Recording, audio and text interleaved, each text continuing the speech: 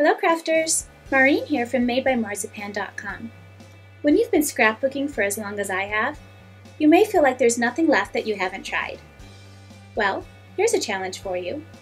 Try creating a mini album without any paper. I'll show you how with archival quality plastics and transparencies made by Grafix. This tutorial was sponsored by GrafixArts.com. I'm using two types of transparency sheets for this. Both are archival quality, making them a good choice for scrapbooks. The first is the type you're probably familiar with, clear and non-adhesive. One side is slightly rough, and that's the side you want to print on. The other kind has a matte finish and is self-adhesive. The finish is very similar to vellum. When you take it out of the package, you'll notice that one side has a paper backing. You'll want to print on the opposite side, which is smooth. I've put together a printable PDF of the backgrounds and titles I used for this project. The 7x7 inch backgrounds are created from a free font made by Emily Lime Designs. I contacted Emily for permission to offer this file to you, so you can print the backgrounds I made, or download this Peony Patterns font from dafont.com and create your own. Avoid handling the inked portion of the film until it is fully dry, because it might smear.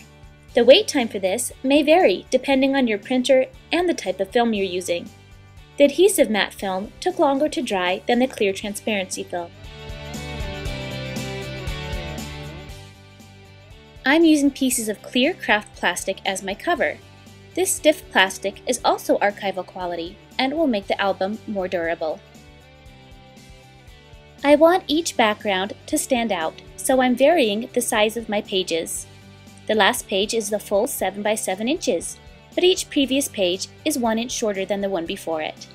A paper cutter helps you achieve straight edges and precise measurements. Layer the album together, aligning at the left side. Pick up the stack and punch 2 holes on the left of the album. Make sure that both holes go through all layers. I'm using a crocodile for this, which is a strong hole punch.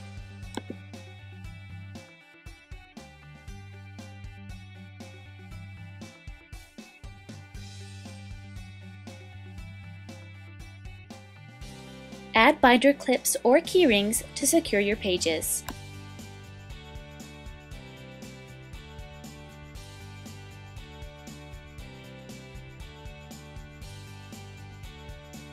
Cut out your photos and text.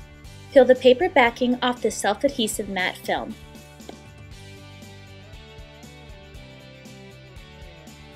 If you've worked with clear plastic or transparencies while scrapbooking, you know the trickiest part is trying to hide the adhesive. It always shows through.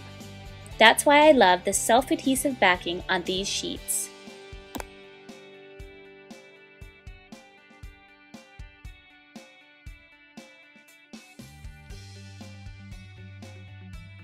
Add the titles, text, and photos to your album.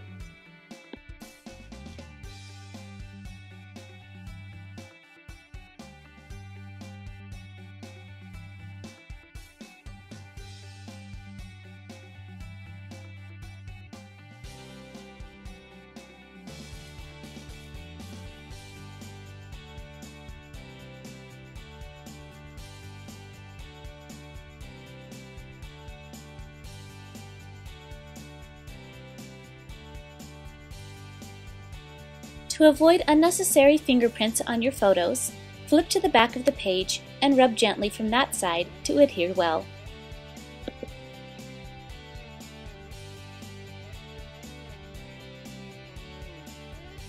As you place photos, text, and titles, think carefully about the placement of each. What will show through from the front of the album? From the previous pages and the following ones? A clear album must be designed as a whole and not as individual pages. Flip back and forth frequently to take stock of the overall effect. Rub-ons look fantastic with clear albums.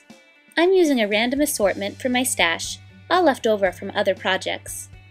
Again, note how the placement of each image affects the overall composition of the album. If you've never used rub-onz before, It's easy to do. Just cut out the image you want and remove the waxy backing. Burnish the image with a stick. When you're done, remove the plastic very slowly to be sure that all pieces of the image have adhered. If they haven't, just rub again in that spot.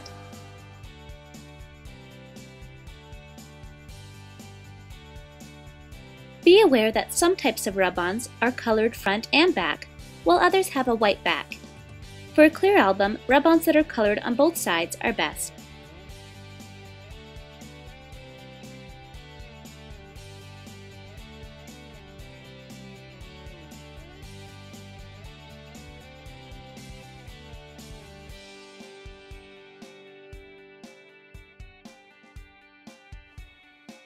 That's all it takes to create a paperless album that's unique and modern.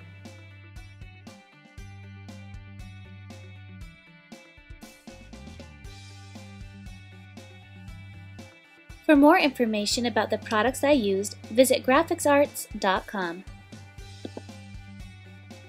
For hundreds more crafting tutorials, please visit my website, madebymarzipan.com.